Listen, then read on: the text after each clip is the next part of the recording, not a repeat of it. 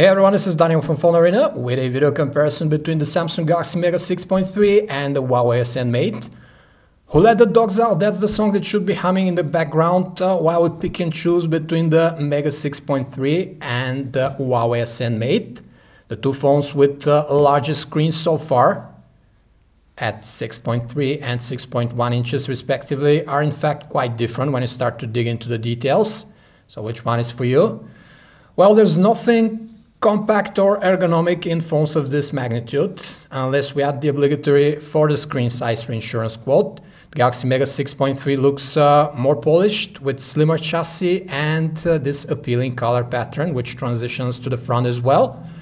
The Huawei Ascend Mate is chubbier and its body looks more roughneck thanks to the coarse side rim here and the basic quality soft touch plastic on the back. It is, however, shorter and more narrow than the Mega 6.3 due to the smaller screen, but still every bit as unwieldy to handle as Samsung's monstrosity here. Well, perhaps a bit less unwieldy, especially with bigger hands, as the thicker body and the soft touch plastic actually allow for a firmer grip and a more solid feel. The narrow chassis also makes for easy operation of the power lock key here on the side, which on the Mega 6.3 is too thin and flush with the surface and with a very shallow travel, just like the volume rocker against it. To do simple things like pulling down the notification bar or pressing the back key on both phones, you have to use both hands here. Just can't do it with one hand the way it should be done. The Galaxy Mega 6.3 has, you guessed it, a 6.3-inch diagonal, and the LCD screen sports 720 by 1280 pixels of HD resolution, just like the Ascend Mate. Huawei's phone has a slightly smaller 6.1 inch screen with respectively a tad higher 241 ppi pixel density versus the 233 on the Mega 6.3.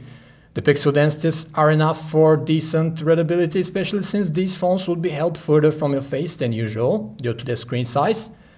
Viewing angles are also quite good on both phones, with contrast and brightness shifting significantly only at extreme viewing angles. Both handsets provide settings to adjust the screen tones.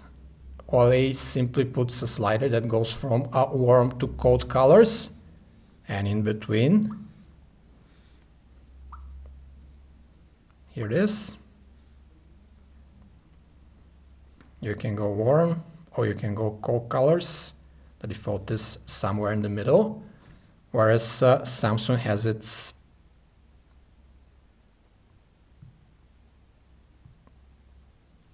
screen modes here: dynamic, standard, and movie. Or you can do the adapt display mode, which actually picks and chooses for you. The all-important screen brightness is a tad higher on the Mega 6.3, around 450 nits versus the 400 nits for the Ascend Mate, but it's unevenly distributed and screen reflectance seems to be higher than on Huawei's handset, which makes it less visible outside in bright sunlight. Let's have a look at the interfaces on these giant phones. Samsung's Nature UX on top of Android 4.2 is full to the brim of features like Smart Screen or AirView, as well as gesture navigation, which you may or may not use at all. It, however, sports the best way to multitask on Android, the multi-window mode of Samsung, which splits the screen in two, letting you run any two applications at once, a feature that comes in very useful on such a giant display. Huawei's Emotion UI is coded over Android 4.1.2 and keeps it simpler, even getting rid of the app drawer once and for all, shifting focus to the home screens, where compact widgets like these can be arranged closely to fill the vast screen real estate, and it also tucks the apps in categorized folders on other screens. We can't say we miss the Ragtag app drawer at all. but Huawei's fresh ideas don't dry up here. The Chinese introduced the smartest way to navigate with on-screen buttons we've seen yet, letting you hide the navigation button with this arrow here, and then just flick your finger up to show it, and that's in any application, not only in the gallery and the video player. That's a better way to do it than Google's stock Android. Huawei also supplies a nifty way to change profiles. This jog dial here appears, and you can change profiles directly, which have options for adjusting the screen brightness, sync and connectivity options to your heart's desire, even schedule them for exact times. All of these above with the numerous themes that the Huawei Emotion UI has. Makes it one of the most simple yet functional manufacturer launchers we've seen yet. Huawei put its own K3 V2 quad-core chipset in the Ascend Mate, clocking it at 1.5 GHz, while Samsung used off-the-shelf Snapdragon 400 with 2 cores clocked at 1.7 GHz. Qualcomm's chip in the Mega 6.3 demonstrated to be faster in synthetic benchmarks, though that doesn't translate into more fluid interface performance or faster uploading than the Ascend Mate. The one hiccup we had with the Mate is that it couldn't run GL Benchmark, for example, which is optimized for Snapdragon and Exynos chipset measurements rather than the exotic high silicon K3 V2 concoction we have here. Huawei has put 2 GB of RAM in the phone, while Samsung makes do with the odd gig and a half, and it also supports different internal memory options, having 4, 8, 16 GB versions, while Huawei supplies 8 GB out of the box. Both handsets provide a memory card slot, so no worries about storage expansion. And here are the quadrant results. We got 5,437 from the Huawei Ascend Mate and 7,088 from the Samsung Galaxy Mega 6.3. We can't complain at all from browsing on these huge screens. Rendering is fast, letters look larger at the same zoom level from the same distance, and both default browsers allow you to sideload Adobe Flash and play the respective content if you come across it while surfing.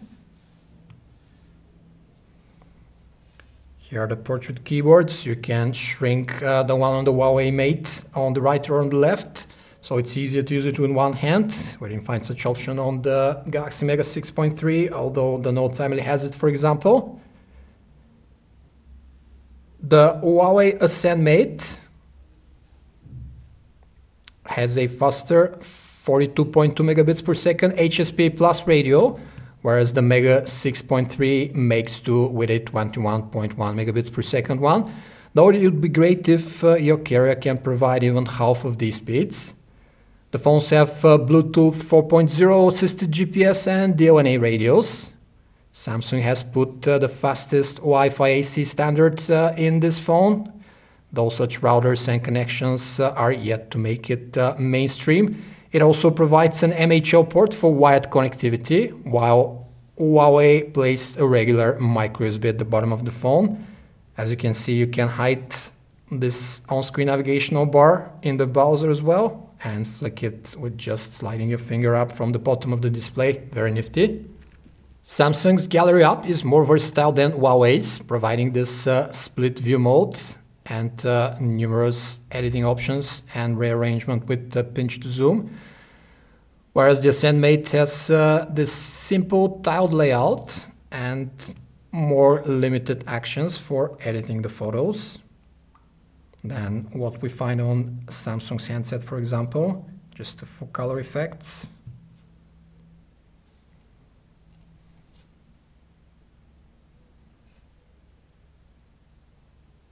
Whereas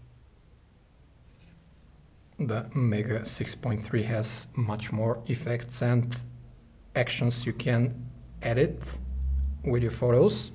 In the music player, Samsung also sports an advantage.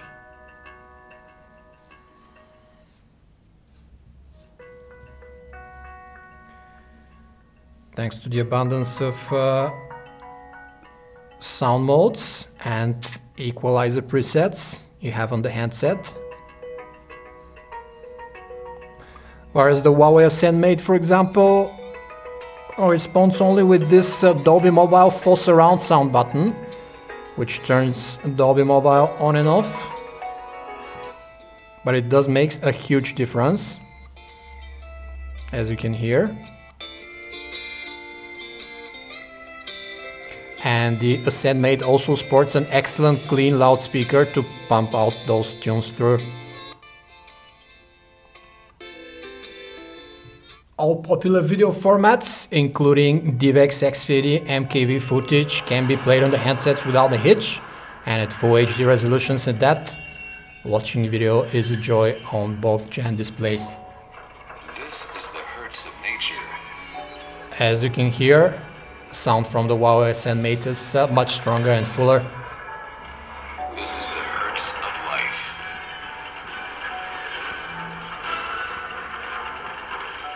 The phones have 8 megapixel rear cameras with LED flash next to them. Samsung's camera interface provides more shooting modes like best face, sound and shot, drama, and so on, while those on the Huawei handset are more limited, though it covers most of the basic too, like HDR and beauty shot, for example. Pictures come out too soft from the Ascend Mate, almost everywhere in the frame but the center. The phone measures for an accurate white balance otherwise and has a natural color representation.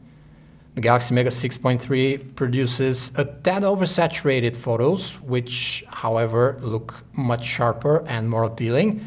It has a stronger LED flash too, while the Ascend Mate struggles to illuminate the scene properly, even from about 5 feet. Video is recorded with 1080p resolution and 30 frames per second by both handsets and runs fluid with no skipped frames or excessive artifacts. The Mega 6.3 tends to oversaturate the colors in the footage, just like it does with the still shots. Huawei has one big advantage though, and it is the two noise cancelling mix, top and bottom. It has put them far apart on the huge handset, and they can record very clean and strong stereo audio similar to the Nokia 808 PureView. If you're not too much into the look side of it, and would imagine anyone who voluntarily accepts to carry such phones with them wouldn't be too much into the aesthetic side of it, the Huawei Ascend Mate is the better handset here. It excels or is on par in almost every objective category that matters, like outside visibility, call quality, sound recording, and battery life. Galaxy Mega 6.3 has the word Samsung going for it, and the immediate brand and developer recognition that comes with it, just looking at the rounded shapes and the familiar Nature UX interface. It also takes sharper pictures and has a stronger flash than the Huawei Ascend Mate, but that's about it. Plus, it costs more than Huawei's Giant. This was a video comparison between the Samsung Galaxy Mega 6.3 and the Huawei Ascend Mate from Phone Arena. For more information about these and other handsets, you can visit us at phonearena.com.